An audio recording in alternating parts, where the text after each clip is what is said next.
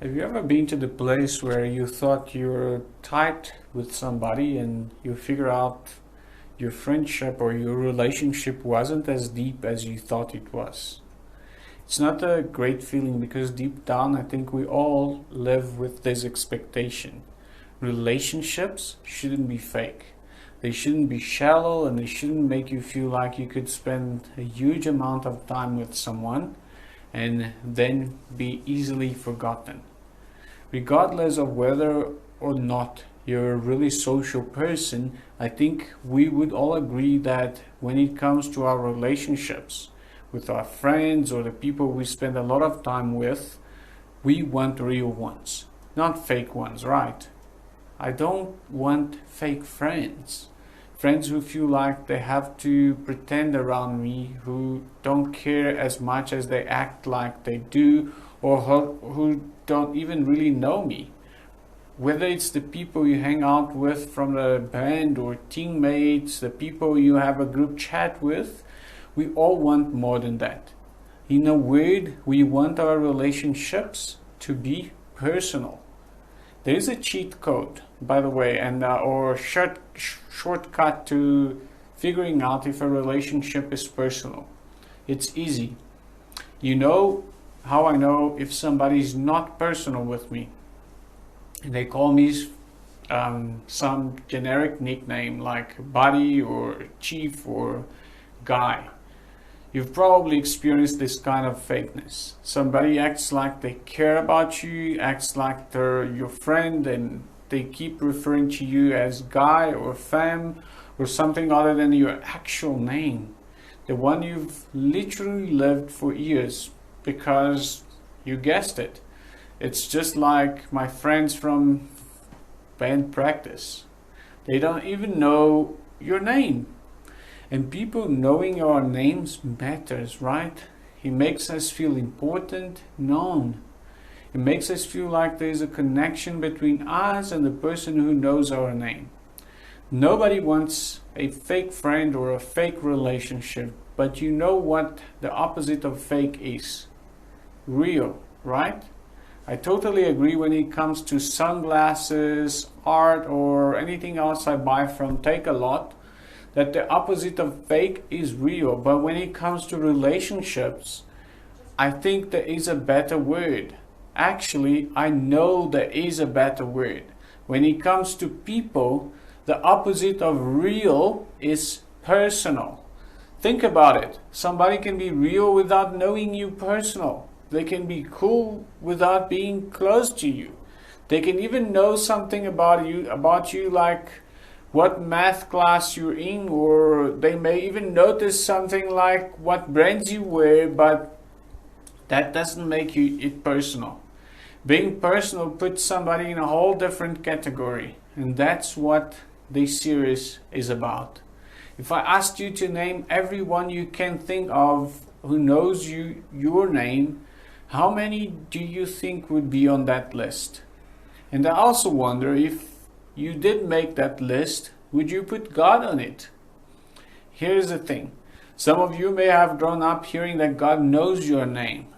There's a bunch of examples in the Bible about how God knows us. Like when Jesus says this in Luke 12, verse 7. Indeed, the very hairs of your head are all numbered. Seriously, that is getting very personal. While we might think it's a little strange to know how many hairs are on our heads, some of us struggle with the idea of God really knowing us. Maybe you feel like, does God really know me, or is he more like that coach that just says, hey buddy or hey girl, for 4 years? But there can be a lot of reasons why you feel that way about God. You might feel that way about God because he doesn't seem personal, because when because you can't see God and you can't hear him talk back when you do try to pray, or maybe you don't really know much about God or even care much about God.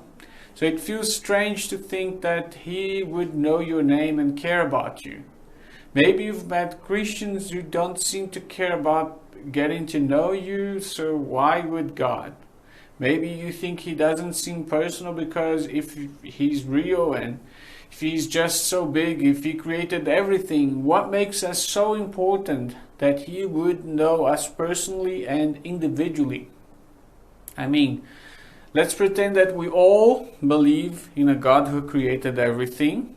Are we to believe that a God that created this knows my name? This is the Sombrero Galaxy. Not kidding, that's the name. The Sombrero Galaxy is a big galaxy, 31 million light years from Earth. The God who created this knows my name. The God that created the butterfly nebula knows my name. It's another constellation far, far away, and it says that they say it's the most complex ever observed, ever galaxy observed in a planetary, and even its sun is like 450,000 degrees. Am I expected to believe that the God that created that knows me personally? This last one is called the Pillars of Creation. It's a lot of gas. It's about 7,000 light years from Earth, and it's in the process, this gas in the process of creating new stars while also being eroded by the light from nearby stars that have recently been formed. We're to believe that a God so big and so powerful that he could create something like this has taken the time and energy to know my middle name is Godard. Why would he even care, right? While I think these are actually some real and understandable reasons, I believe that he does. I believe that he cares for me and for you. I believe that he knows not just my name, but he knows yours, and he knows everyone's, and that he has our back. And here's why I think that. Fakeness is literally the opposite of how Jesus lived. He got personal with basically everyone he met. He knew their names and their stories. And one of those people who Jesus interacted with that helps me believe that God is a personal God who knows our names is a guy named Zacchaeus. Now, we will be talking about Zacchaeus for the next few weeks. So to give us a head start, Zacchaeus was a tax collector, which might not seem like a huge deal in our culture, but back then tax collectors were basically considered scammers and traitors. First off, Zacchaeus was a Jewish guy working for the Roman Empire, an entire nation that basically bullied the Jewish people. That's bad enough, but tax collectors weren't like, just stand-up guys. They would pocket the money that they would get from the Jewish people just by asking more money. They would ask more money and then pocket some of the money. And this guy was a chief tax collector, the worst of the worst. So at this point in life, in Jesus' life, he had gone from just being a carpenter's son to being a big deal. He was known for all these miracles he had performed and powerful messages he had given. And by this point, basically everywhere he went, crowds would gather to try and get a glimpse of this Rabbi Jesus, who was healing all the people around. And that's what happened when he was passing through the town of Jericho on his way to Jerusalem and met this guy named Zacchaeus. Here's how the interaction is recorded by Luke, a guy who interviewed real people who witnessed Jesus' life and ministry. When Jesus came by, he looked up at Zacchaeus and called him by name. "Zacchaeus," he said, "quick, come down. I must be a guest in your home today." Zacchaeus quickly climbed down and took Jesus to his house in great excitement and joy. Let's break this down a little bit. Out of this giant crowd following Jesus to Jerusalem, and the giant crowd of people in Jericho just trying to get a peek of Jesus as he passes through, Jesus stops and chats with Zacchaeus, maybe the most hated man in the whole town. This is a huge deal.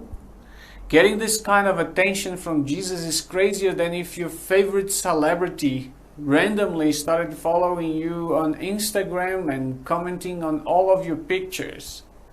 Not only did Jesus call out the guy who was watching from the tree, but did you notice that Jesus calls him by his name? He didn't say, "Hey, big guy," or "Hey, you." He called Zacchaeus by name. Then, not only does Jesus call him by name, but Jesus invites himself over to Zacchaeus' house. Everyone else knows how much of an honor this is, and look how they respond. But the people were displeased. He has gone to be the guest of a notorious sinner, they grumbled in Luke 19:7. Okay, maybe you wouldn't use the word grumbled, but basically they were being haters. This was a guy they didn't like, maybe nobody liked. Nobody would have wanted to be seen hanging out with him, and yet Jesus goes straight toward him. But real talk, why do we care? Because this isn't just a story about Zacchaeus. It's about Jesus and how he treats people. He paid attention to the guy on the sidelines, the guy who annoyed everyone else, the guy nobody was noticing, the guy I bet nobody cared to try to learn his name, the guy that Jesus made sure to know and use his name. And by the way, he does the same for you. Jesus knows your name too. This is how God sees us. Yes, He's the God that created the whole universe and everything in it. Yes, He's the God who has always been around and our brain can't even comprehend that. He also knows you personally. Okay, all of this might feel a little ridiculous to you. Maybe the whole idea of faith feels a little cray, a little far-fetched. That's okay. Like Zacchaeus, the best thing for some of us to do this week is to find a way to see for ourselves what Jesus is like. Zacchaeus probably had no intention of totally changing his life when he first got up that tree. But he was just taking the first step towards seeing Jesus for himself. No matter what you think about God or faith or Christians or where you are at, I want you to know this. It's personal because Jesus knows your name. For some people, that doesn't always sit well. You might have questions about that and you might have doubts about that, and that's okay. But what would it look like for you to hop up in that tree to get a better look? To rethink or reimagine what God is like? To start asking some of those questions? Maybe those questions would sound like, what is God like, really? What does God say about me? What does God say about the people around me? Basically, Jesus changed the way everybody thought about God. There is just something that happens when we recognize that this God of the universe is a personal God. It changed Zacchaeus' life. It's already changed the lives of so many others, including mine. And it doesn't stop there. We've talked about how powerful it is to be known personally by God.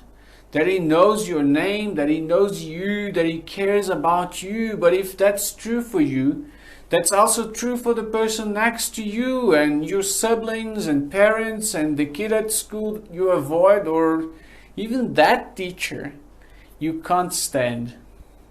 Here's what I'm getting at. A relationship with Jesus is always personal. It's personal for you and for me. So let me ask, how can we make it personal for others?